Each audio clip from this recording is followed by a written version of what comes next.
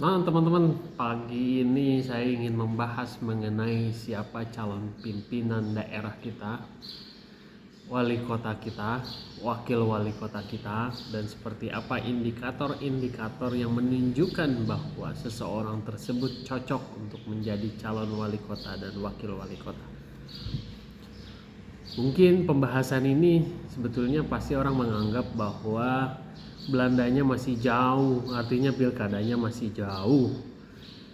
Mungkin iya, pilkada masih jauh, tapi jika nanti ternyata perubahan yang terjadi di DPR mengenai September adalah tanggal pilkada kita, kemudian Juli itu harus sudah kampanye, dan berarti di bulan Februari pasca pileg itu semua sudah kasakusuk untuk merumuskan siapa yang menjadi calon wali kota kita atau wakil wali kota kita.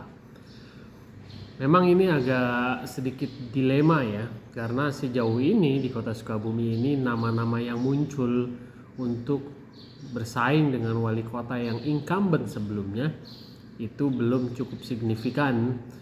Dalam artian signifikan di sini adalah mengenai popularitas dan elektabilitasnya. Oleh karena itu diperlukan waktu yang cukup lama agar elektabilitas dan popularitasnya bisa seimbang dengan beliau tersebut. Oleh karena itu dengan video ini sebetulnya saya ingin mendorong lahirnya calon wali kota dan wakil wali kota lebih awal mereka dalam mempromosikan dirinya untuk menjadi calon wali kota dan wakil wali kota. Karena jika terlambat dalam mendorong popularitas dan elektabilitas, maka pilkada tahun depan itu mungkin kurang seru.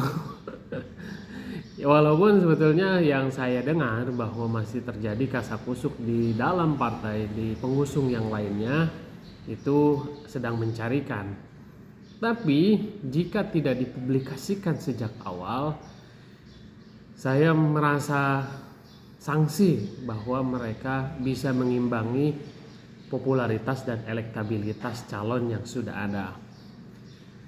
Yang kedua, dalam mengusung popularitas dan elektabilitas yang seharusnya bisa kita gaungkan lebih awal itu dengan menjadi antitesa dari pimpinan yang sudah ada sebelumnya.